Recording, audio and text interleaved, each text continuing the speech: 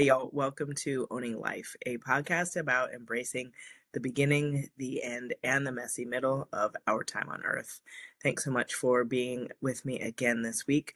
My name is Karen Jokotifa Alaye, and I am your host here to talk to you about your life, my life, being in our 40s, trying to get our bearings in. I don't know about you. I feel like I'm in the messy middle, and it feels exceptionally messy today. So while I wanted to have a whole other conversation with you, I feel like we got to do something else. We got to pivot because of the inauguration, which I got a lot of feelings about. So let me say this. Let me start with this. I've said this elsewhere, and I will continue to say it, even though it's unpopular, because there seems to be this idea of we're either like really excited about this administration, or we are devastated about this administration. And I keep telling myself that I feel okay. The fact is, my body does not feel okay. The fact is, I am in distress. The fact is, I am frustrated and annoyed. The fact is, I'm appalled. The fact is, like, so much about me is uncomfortable in this moment. But at the same time, I am also, I don't know about at peace, but I do have a sense of hopefulness, a sense that all is as it should be, a sense of bigger spiritual work at play, right? Where we have to go through this in order to get to something better. And we had to face the stuff that we weren't about to face because there were policies in place or things in place that made people hide the way they really feel. So I said this the first time we had this administration. There is power in knowing how people feel. There's power in knowing where people stand. Because when you know clearly where people stand, you have a better sense of what you're fighting. Like, you have a better sense of like the stand you have to take. You are forced into being less complacent. And, and if I'm honest, that's where we are. We're being forced in a place to be less complacent. And I hope we take it. I hope we use this time to make a difference. I think this is a time where we need stronger leadership than ever before. And I know my role. I know who I am. I know that there are only certain people in this world who are willing to talk about death and dying, who are really willing to lean into these really difficult spaces and have conversations that are challenging, very emotional. And so that's my place. That doesn't necessarily mean I'm a leader of a revolution. I am a facilitator of change. I am a holder of grief. I am able to walk in dark places. But I need a leader too, right? And so really how I'm feeling in the moment is that now more than ever, we need to find the person who is the leader because they're out there. We need those people. And use your natural gifts and talents to help that leader affect the change you want to see. This is a time for organizing. And we're bad at that.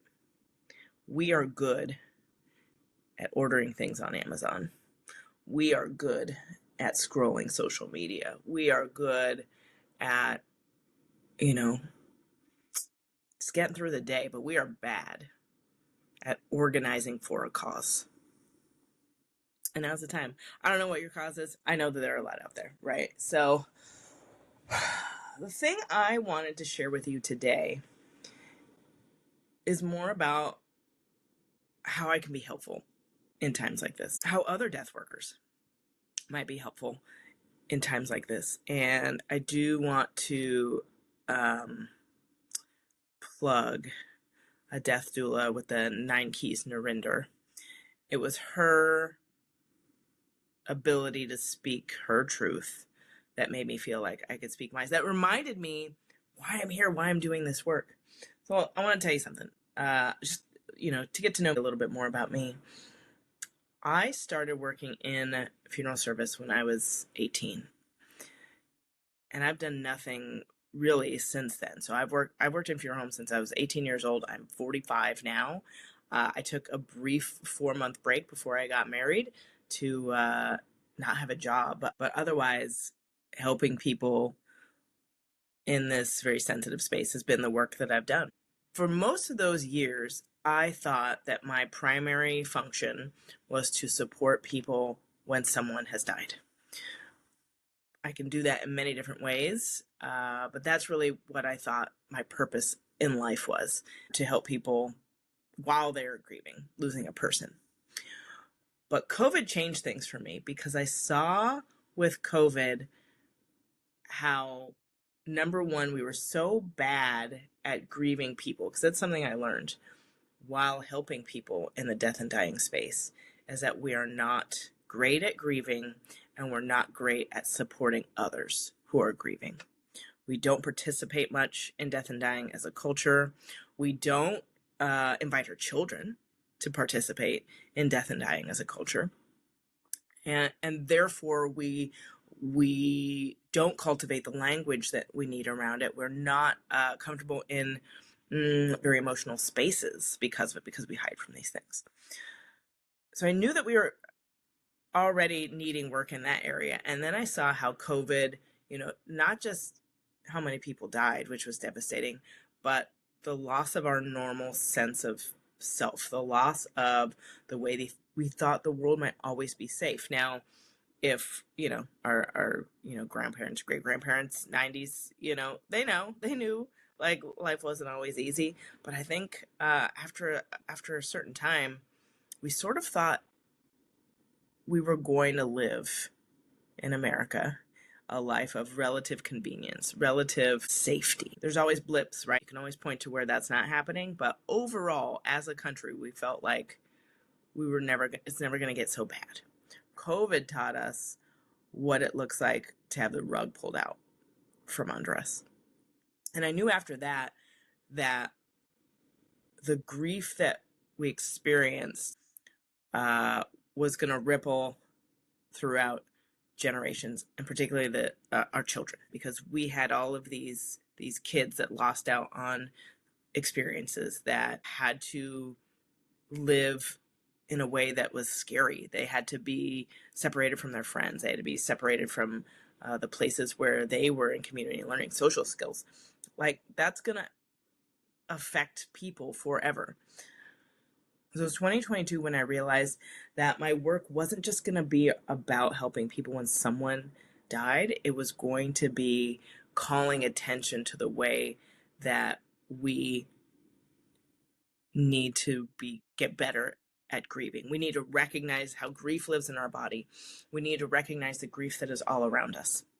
So I started doing that by becoming a grief support specialist, meaning I took a certification course to become a grief support specialist, which taught me a lot of the things that I already knew, but also gave me new applications for it.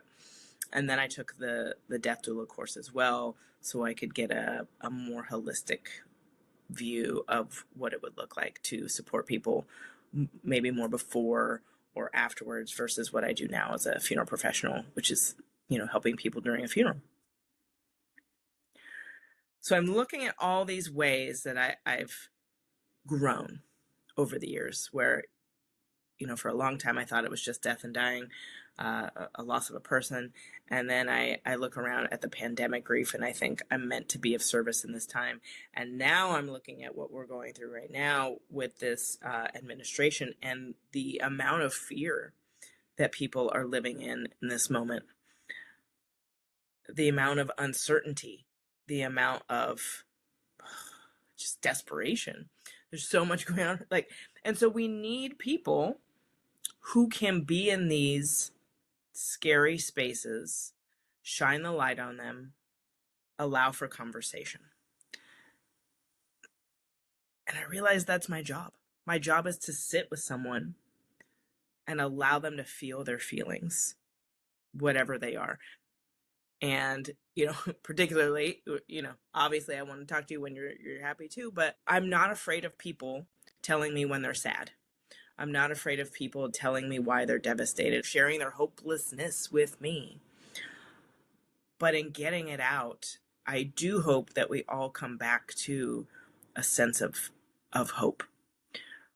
But I don't think we can have that until we look at our hopelessness. I think we need to look straight in the eye of the things that are getting in our way.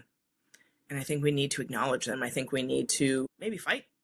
I mean, that could be it. We could be needing to fight. Ultimately, I want for people to feel like they have a safe world for their children, for a safe world for themselves, but a safe world for their children, a place where everybody can live the life that they want to live without fear of reproach, without fear of violence, with a sense of compassion. You know, the fact that compassion is a question is,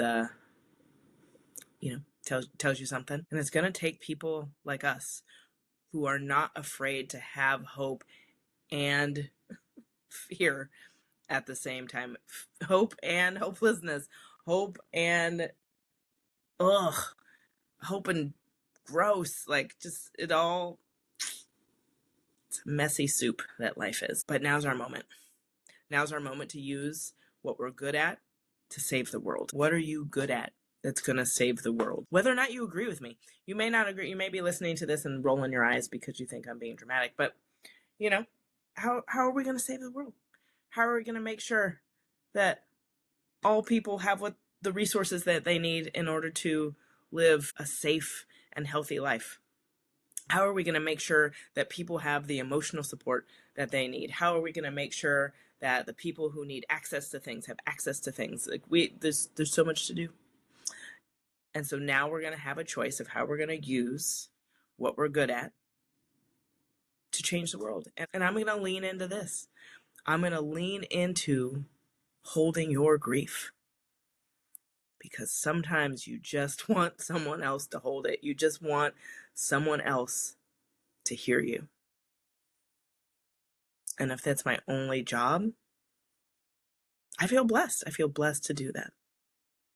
And so if you are grieving where we are today, if you are grieving from the pandemic, if you are grieving because you've lost someone, if you're grieving because life didn't turn out the way you thought it was going to turn out, if you're grieving and you feel bad that you're grieving something because someone else is grieving something worse, I want to tell you it's valid. I want you to feel like you can feel it.